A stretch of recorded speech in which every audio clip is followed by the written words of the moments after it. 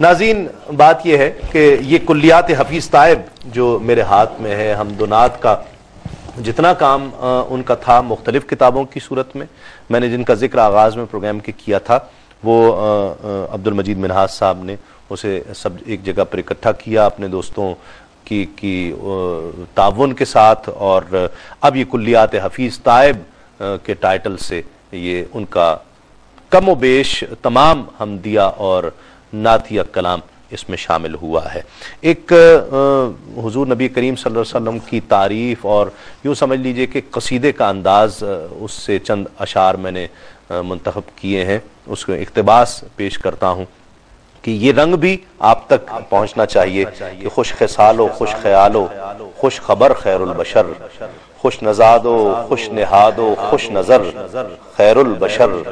دل نواز و دل پذیر و دل نشین و دل کشا، چارہ ساز و چارہ کارو چارہ گر خیر البشر، حسن فطرت حسن موجودات حسن کائنات، نور ایقاں نور جان نور بصر خیر البشر، اور صاحب خلق عظیم و صاحب لطف امین، صاحب حق صاحب شق القمر خیر البشر۔ اور اس میں استغاثہ جو قصیدے میں پھر آخر میں پیش کرتے ہیں کہ اپنی امت کے برہنہ سر پہ رکھ شفقت کا ہاتھ، اپنی امت کے برہنہ سر پہ رکھ شفقت کا ہاتھ، پہنچ دے انسانیت کی چشم تر خیر البشر، اور رونما کب ہوگا راہ زیست پر منزل کا چاند، کب ہوگا اندھیروں کا سفر خیر البشر، در پہ پہنچے کس طرح وہ بے نوا بے بال و پر،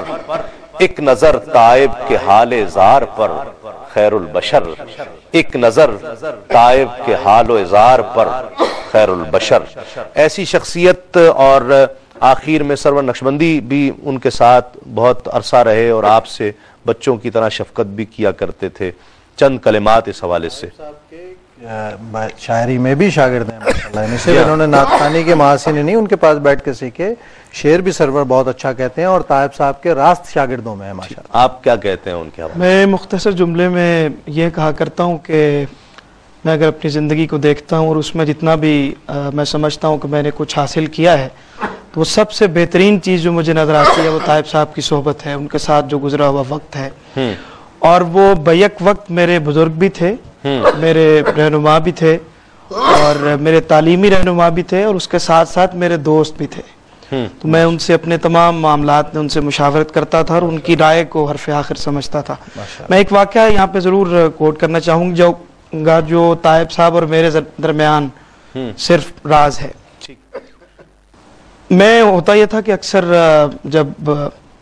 کبھی میری کالج سے چھٹی ہوتی تو میں ان سے کہتا کہ اکٹھے کہاں آپ نے جانا ہے، تو ہم شیڈول بنا لیتے سارے دن کا۔ تو ایک دن ہمارا پروگرام بنا مختلف جگہوں پہ جانے کا، تو ان کے پبلشر کے پاس ہم پہنچے تو ایک شخص طائب صاحب کا ایڈریس پوچھ رہا تھا ان سے، اور ان کے پبلشر نے اشارہ کیا کہ وہ دیکھیں آپ پوچھ رہے تھے تو طائب صاحب تشریف لے آئے خود۔ تو وہ شخص جو تھا وہ بڑی دیوانہ وار طائب صاحب سے آ کے ملا، ان کے پاؤں کو چھوا اور زاروں کے تار رونا شروع کر دیا۔ تو طائب صاحب کا جیسے انداز تھا، وہ یار کی ہویا ابھی تینوں رونا شروع کر دیتا ہے۔ تو وہ کہنے لگا کہ میں ایک ہفتے سے آپ کو ڈھونڈ رہا ہوں، آپ کے پبلشر کا پتہ چلا، میں یہاں آیا ہوں۔ تو اب اس وقت وہ شخص تھا، طائب صاحب تھے اور میں تھا۔ تو وہ کہنے لگا کہ میں نے ایک ہفتہ پہلے خواب میں حضور سرکار دو عالم صلی اللہ علیہ وسلم کی زیارت کی، آپ حضور کے قرب میں بیٹھے ہوئے تھے، اور آپ کی ان کی نعت کا ایک مصرع ہے، شعر ہے پورا، کہ رمز ہستی راز فطرت سر ذات و کائنات، ہر خبر پائی تلاش مصطفیٰ کرتے ہوئے۔ تو وہ کہنے لگے کہ حضور کے سامنے 3 برتن پڑے ہیں، اور ایک برتن پہ لکھا ہے رمز ہستی، ایک پہ لکھا ہے راز فطرت، اور ایک پہ لکھا ہے سر ذات و کائنات، اور سامنے جمع غفیر ہے، اور حضور ان برتنوں میں ہاتھ ڈالتے ہیں اور لوگوں میں تقسیم فرما رہے ہیں، رمز ہستی والے برتن میں راز فطرت اور سر ذات و کائنات، اور حضور آپ کا یہ شعر پڑھ رہے ہیں اور آپ کو داد دے رہے ہیں۔ تو یہ ان کی حضور کی بارگاہ میں مقبولیت، میں سمجھتا تھا کہ یہ بھی ماشاءاللہ بہت خوب۔ میں عبد المجید منہاس صاحب کا، جو حفیظ طائب صاحب کے بھائی ہیں اور چیئرمین بھی ہیں حفیظ طائب فاؤنڈیشن کے، ان کا بہت شکریہ ادا کرتا ہوں۔ آپ لاہور سے اس پروگرام میں شرکت کے لیے تشریف لائے۔ سید صبی الدین صبی رحمانی صاحب، آپ کا بہت شکریہ۔ سرور حسین نقشبندی صاحب، آپ بھی لاہور سے تشریف لائے، آپ کا بھی بہت شکریہ۔ آخر میں آپ سے وہ کلام ہم سنیں گے، معروف کلام اور بڑا خوبصورت، اور آپ کی بھی پہچان دے تبسم کی خیرات ماحول کو، وہ بھی سنیں گے۔ ناظرین، اس شخصیت کے حوالے سے کیا کہا جائے، میری کیا بساط ہے کہ میں کیا کہہ سکوں۔ ڈاکٹر سید محمد ابو الخیر کشفی صاحب کی تحریر حفیظ طائب کے تعلق سے، اس سے ایک پیرا میں نے انتخاب کیا ہے آپ سے اجازت لینے کے لیے اور حفیظ طائب کو عقیدتوں کا خراج پیش کرنے کے لیے۔ کشفی صاحب حفیظ طائب صاحب کے لیے لکھتے ہیں کہ میں نے حفیظ طائب کو کوثری نغموں کا شاعر نہیں کہا بلکہ کوثری نغموں والا کہا ہے۔ بات یہ ہے کہ یہ کوثری نغمے ان کے وجود کا حصہ ہیں اور ان کی نعت گوئی پورے وجود کی شاعری بلکہ اظہار ہے۔ خواجہ کون و مکان صلی اللہ علیہ وآلہ وسلم کی مدح سرائی ان کی شناخت بن گئی ہے، اس سے بڑا اعزاز کسی اور کو کیا حاصل ہو سکتا ہے۔ یہ ہے اس ہستی کا ذکر جسے یہ کہا جائے کہ ایک شخص مہکتی چھاؤں سا۔ حفیظ طائب، اپنے میزبان تسلیم صابری کو اگلے پروگرام تک اجازت دیجئے۔ تسلیمات۔ تبسم کی خیرات ماحول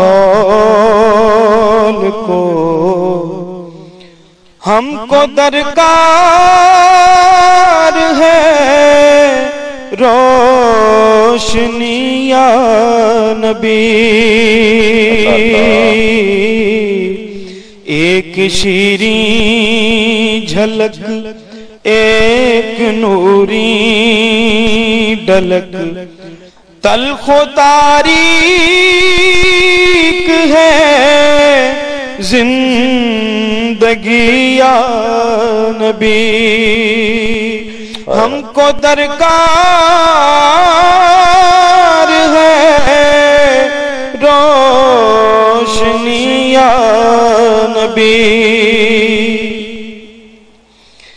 اے نبی دے مسیحا، تیری قوم کا حال عیسیٰ کی بھیڑوں سے ابتر ہوا، اس کے کمزور اور بے ہنر ہاتھ سے چھین لی چرخ نے